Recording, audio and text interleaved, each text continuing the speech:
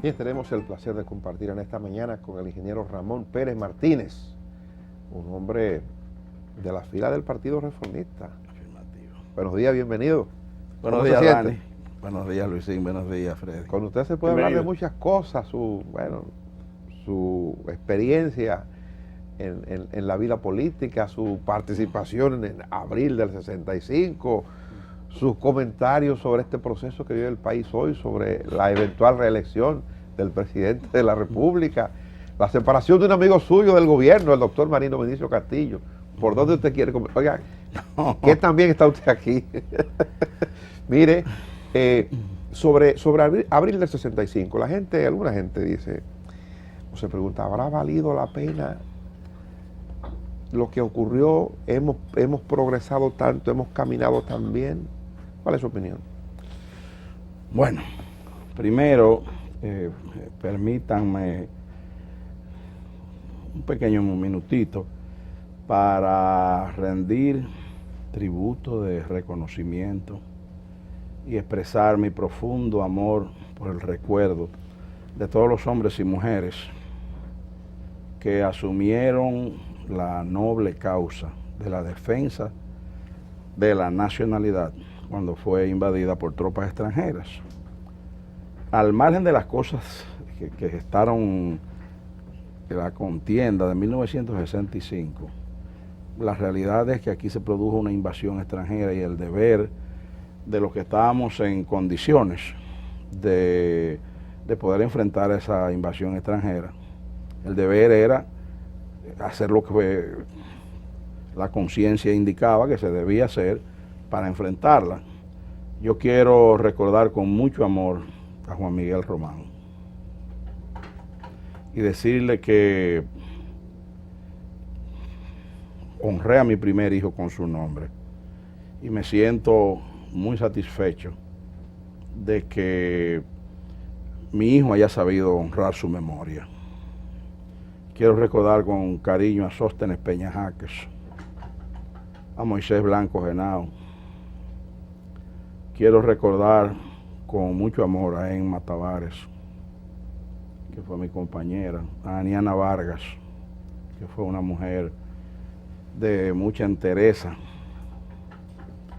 Y para no consumir los 10 o 15 minutos que tenemos pendientes, quiero expresarlo en modo genérico.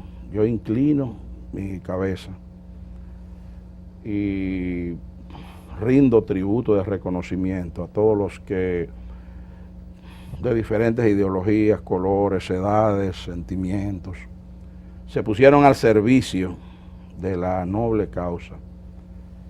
Y no puedo dejar de mencionar, porque no me lo perdonaría, a mi gran amigo Manuel Ramón Montes Arache, que fue una figura emblemática, insustituible de la Guerra de Abril, un gran soldado. Y a muchos otros, a Euclides Morillo, a muchos otros que dieron su vida en esa gesta. Yo le doy gracias a Dios por haber sobrevivido, y es muy propicio el momento para rogarle a los ciudadanos que perdonen cualquier acción nuestra que no haya sido consona, si ha sucedido, con ese sentimiento de amor a esta patria. Le doy gracias adicionalmente a Dios por haberme dado la oportunidad de haber vivido en esos momentos. ¿Dónde estuvo Ramón Pérez Martínez? Para la generación de hoy que está ahí, ¿dónde estuvo? No, yo no voy a hacer como han hecho otras personas con todo el derecho estos minutos para hacer una apología de mí, pero yo estuve en el mismo 24 de abril, yo fui una de las primeras personas que se armó. Yo estuve cuando la revolución estalló y Peña ingresó a Radio Santo Domingo, yo vivía en la Luis C. del Castillo, Amaury Germán vivía un poquito más para adelante. Yo pasé por la casa de Amaury Germán, después de estar allí voceando un poquito como eran las cosas en ese momento. Doña Manuelita, que está viva, me prestó un polocher de Amaury porque yo estaba muy sudado, que me quedaba muy apretado porque Amaury era más delgado que yo. De ahí me fui a Radio Televisión Dominicana y me integré a petición de Josefina Escoto, que fue la viuda de Fefén Valera Benítez, que fue la primera mujer que se integró a la guerra. Y yo no le he visto en ninguna crónica, pero esa es la verdad. De ahí nos integramos a una unidad que se colocó en la parte, en la azotea de Radio Televisión Dominicana. Y esa unidad la dirigía el teniente Elías Bisonomera, que fue muerto unos 2 o 3 días después. Esa misma noche yo conseguí un arma, al otro día me vi en la obligación, no pude pernoctar en mi casa porque yo era un dirigente estudiantil connotado del nivel secundario, yo era secretario general de la Unión de Estudiantes Revolucionarios en la Unión Panamericana y me fui a dormir junto a otros dirigentes de izquierda barrial a la casa de Cuchito Pina Pierret, que era dirigente al igual que César Pina, su hermano, César Pina Toribio. Éramos todos dirigentes, habíamos sido dirigentes de la Juan Pablo Duarte. Entonces yo fui a dormir a la casa de Cuchito Pina. Despuntando el día, su madre nos despertó desesperada porque estaban entrando las unidades blindadas de la Fuerza Aérea por lo que era la 30 en aquella época era la Teniente Amado García Guerrero, después del parque de la Teniente Amado García Guerrero. Y yo salí y bueno, se han contado historias en libros como el de Lipe Collado. Yo salí y encabecé un pequeño grupo de estudiantes, bueno, me integré a un pequeño grupo de estudiantes y gente de los barrios que enfrentó a ese intento de entrar al centro de la ciudad. Luego, cuando la intervención llegó, cuando estaban colocando los alambres de trinchera, desde Jaina, en la parte sur del General Andrews, cerca donde está la policía ahora, la policía, o Caribe Tour. Entonces ahí fui de los primeros que desde la Tacita, que está en la San Martín, tuvimos un choquecito ahí con las tropas extranjeras. Fui apresado, pero me soltaron porque hablaba inglés y cosas de esas, y supe manejar. ¿Se entendió con ellos? Sí, yo le dije que mi mamá era norteamericana y que yo me iba a quejar en la embajada. Y bueno, mañosería de jóvenes, ¿no? Sí, sí. Entonces fui a Ciudad Nueva. En Ciudad Nueva estuve en Ciudad Nueva y fui enviado al primer intento que se hizo de romper el cerco que teníamos allí. Yo integré un esfuerzo guerrillero encabezado por Jaime Durán Hernández, Jimmy Durán, por Amaury Germán Aristi, Arsenio Ortiz Ferrán, que Dios lo tenga en gloria, que pereció allí, y algunos otros, pocos más. La idea era tomar el pueblo de Padre Las Casas, pero las fuerzas regulares del gobierno descubrieron. ¿Por qué Padre Las Casas? Amaury era de Padre Las Casas, y Héctor Aristi, que era ministro de la presidencia, era una persona muy influyente en Camaño. Tomar el pueblo de Padre Las Casas, que era un pueblo pequeño, nos permitía ascender a las montañas y desde ahí meternos al Cibao. Y también tengo que decir algo que no sé si es cierto o no, tengo que decir lo que se dijo entonces. El capitán del ejército de puesto en San Juan lo era, esa era la noticia que se nos decía a los combatientes. El general, el que fue jefe de la escolta del presidente Hipólito Mejía, el general Suero, ¿sí? La Chapel Suero, era capitán del ejército, según tengo entendido. Y Camaño y su estado mayor, incluido Montes Arache, con quien yo personalmente compartí la preparación de la logística del armamento que se iba a utilizar allí, ellos estaban convencidos de que ese oficial estaba a favor. Él estaba de algún modo en comunicación con Camaño y con Montejarache, general Hacha Persuero, que luego habría de jugar muchísimos papeles acá. Entonces, eso parecía ser un factor también de importancia. A nosotros nos interesaba tomar ese pueblecillo y subir a las montañas. Cuando descubrieron los preparativos de esto, tomaron preso a Arsenio Ortiz Ferrán en la casa de don Gerineldo Félix, que era el papá de don Sucre Félix, de Cucho Félix, un querido compañero mío que murió, que fue diputado, papá del general Félix Paniagua, Sí. de Cuchito, ese gran muchacho aquí. Historiador. Historiador. General. A quien tanto quiero. Bueno, entonces no quedó alternativa que abandonar Asua.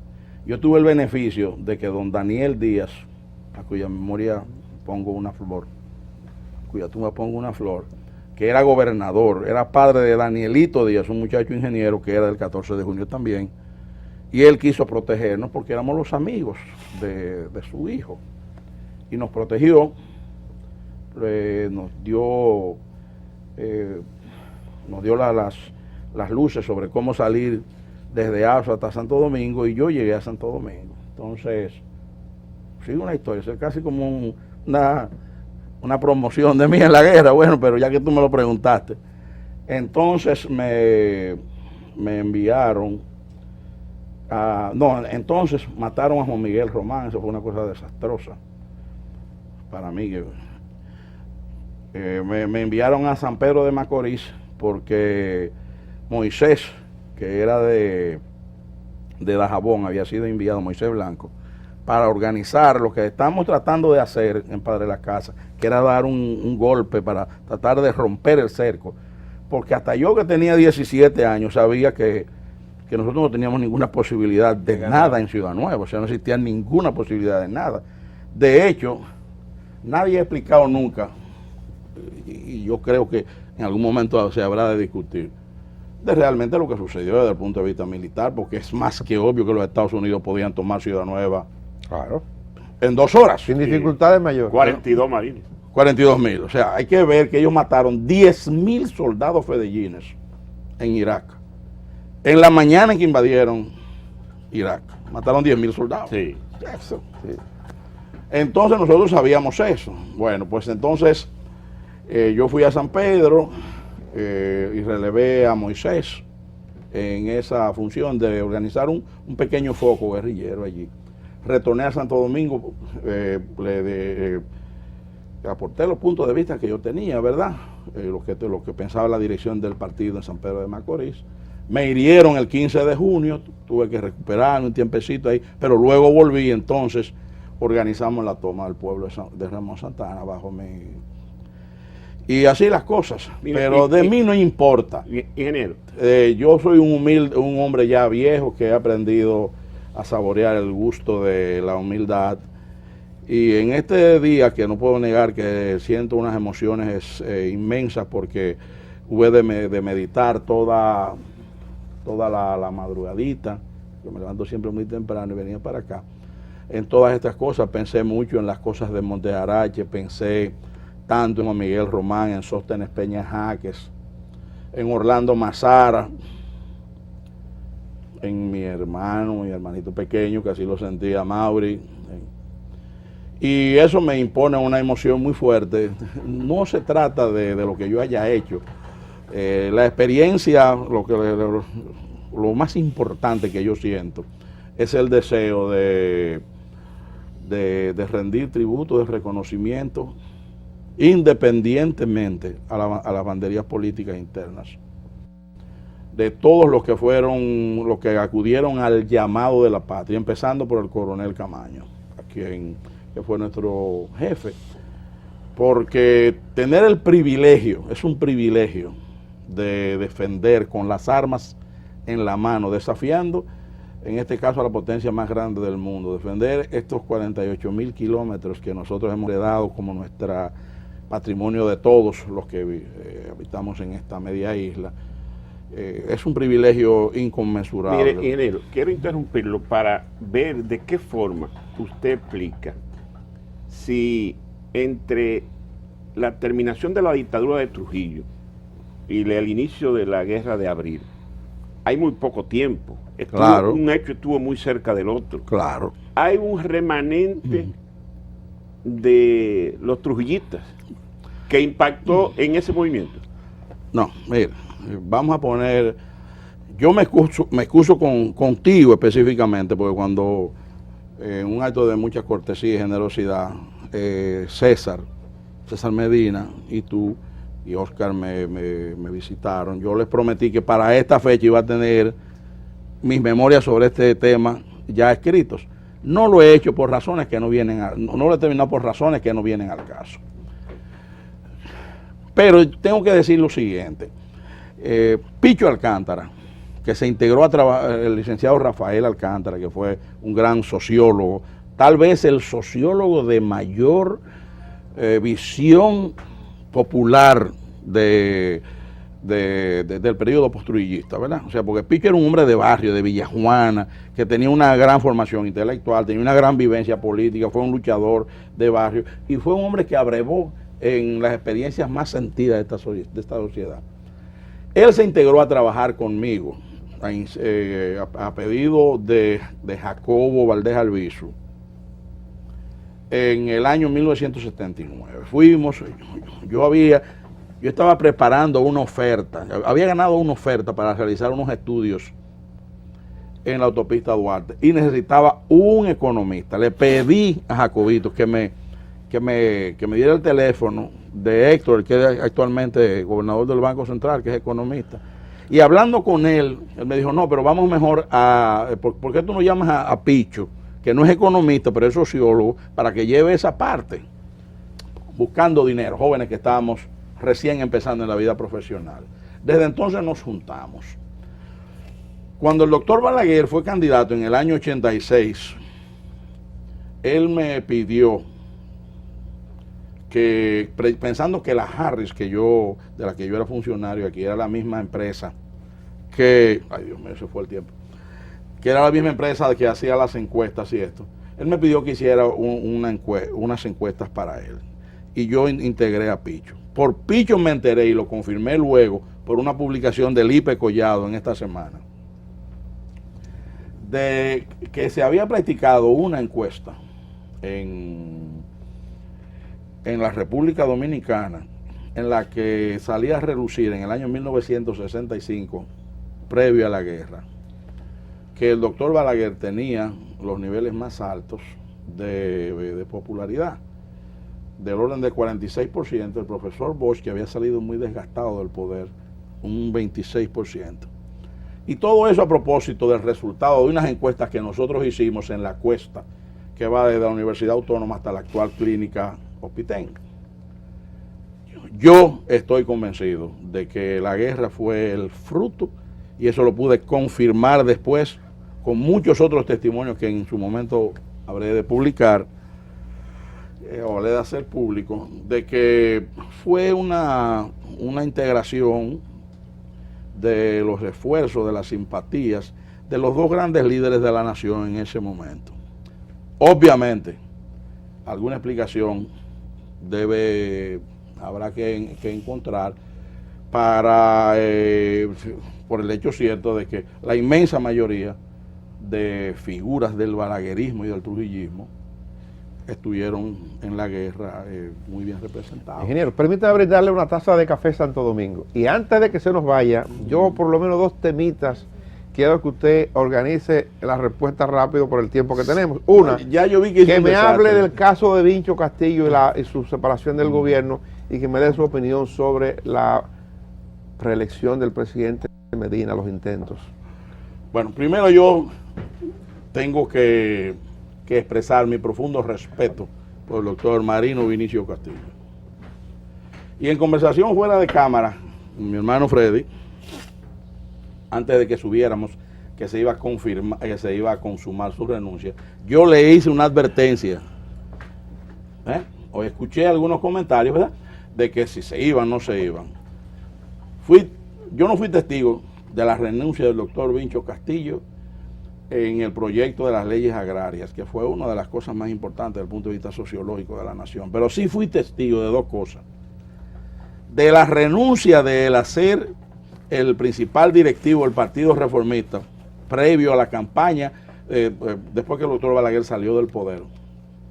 Porque tuve la ocasión de leer una carta que me entregó Guaroa Liranzo para entregársela a un amigo mío de la parte este de la ciudad, a un jefe militar de la parte este de la ciudad, donde el doctor Balaguer deploraba que el doctor Vincho Castillo pusiera como condición para él dirigir el Partido Reformista la separación de algunas personas, que no quiero mencionar por razones muy personales, de una persona específicamente, a quien él recriminaba por la comisión de actos de corrupción. Vincho Castillo es un hombre de convicciones, y ahí lo aprendí.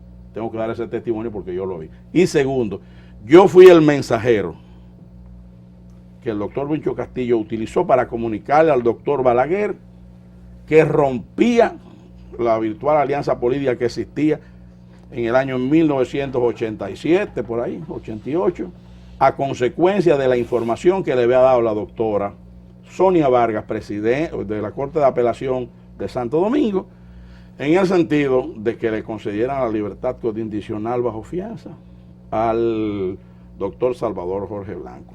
Doctor, ingeniero, 30 segundos. Su opinión sobre el intento de repostulación del presidente Medina. Bueno, del intento de repostulación. Yo conozco a Danilo Medina, fuimos diputados 4 años juntos. Creo que él es un hombre muy sensato y yo no creo que el presidente Danilo Medina, que es un hombre de condiciones, que tiene todos los méritos para repostularse, ¿verdad?